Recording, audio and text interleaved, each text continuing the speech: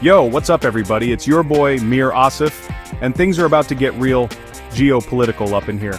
We're talking about India and Pakistan, two nuclear-armed neighbors, born from the same land, locked in a rivalry that's, let's just say, a little more intense than sibling rivalry. I mean, we're talking decades of tension, border skirmishes, and enough military hardware to make Tony Stark jealous.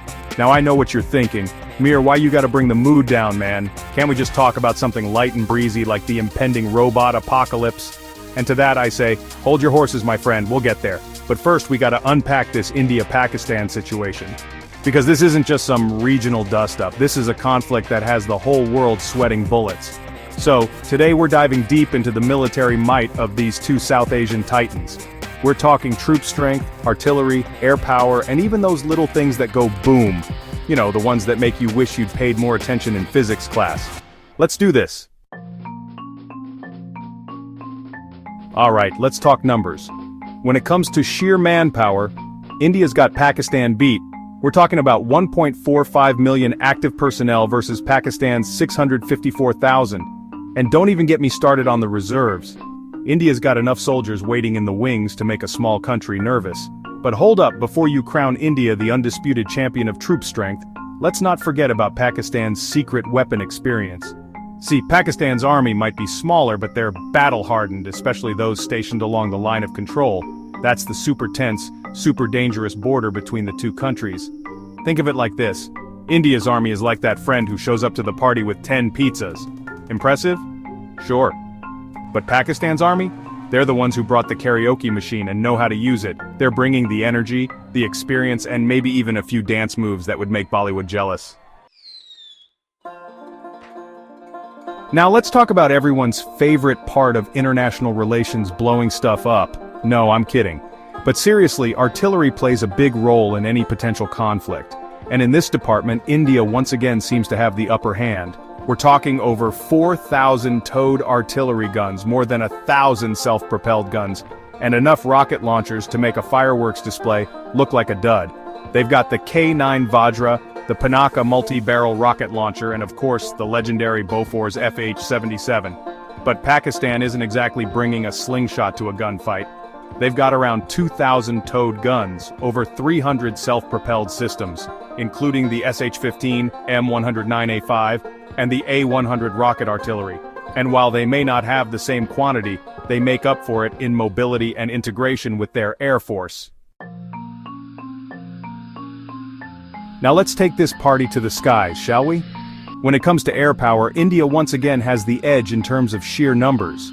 They've got a fleet of over 1,700 aircraft, including the Russian-made Sukhoi Su-30 MKIs, French-made Rafales, and the homegrown HAL Tejas. Pakistan, on the other hand, has around 900 aircraft, including the ever-reliable F-16S, the JF-17 Thunder jointly developed with China, and some vintage Mirage 3 and Mirage 5s. They may not have as many planes, but they've got a few tricks up their sleeves. For one, Pakistan's air defense system is nothing to sneeze at. They've got a network of surface-to-air missiles and radar systems that could make even the most experienced pilot sweat a little. Plus, their pilots are known for their skill and experience, having trained extensively with other air forces around the world. This ain't their first rodeo, folks. Okay, folks, time to address the elephant in the room, or should I say, the nuclear-powered elephant, because both India and Pakistan have these things. And yes, they are as terrifying as they sound.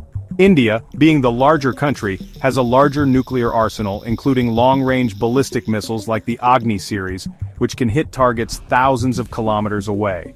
They also have a no-first-use policy, meaning they'll only use their nukes if someone else attacks them with nukes first. Pakistan, on the other hand, has a more ambiguous nuclear doctrine, with a focus on tactical nuclear weapons like the Nasr missile, which has a shorter range but could still do some serious damage. They haven't ruled out using nukes first in a conflict, which is, well, let's just say it keeps everyone on their toes. Now, no man is an island, and no country is truly alone in the world, especially not when you're talking about countries with nuclear weapons. In the event of a conflict, both India and Pakistan would be looking for support from their international buddies. India has been building strong relationships with countries like the United States, Russia, and Israel. They've been buying fancy new weapons and technology from them, which is always a good way to make friends and influence people. Pakistan, on the other hand, has closer ties with China and Turkey. China has been a longtime ally, providing military and economic support. Turkey has also been strengthening ties with Pakistan in recent years. So after all that, who would win in a war between India and Pakistan? Well, if you're just looking at numbers on a spreadsheet, India seems to have the upper hand. They've got more soldiers, more tanks, more planes, and more firepower. But here's the thing about war. It's messy, it's unpredictable, and it rarely goes according to plan. Pakistan has proven time and time again that they're a force to be reckoned with. They've got a highly motivated and experienced military, a strategic location, and the element of surprise on their side.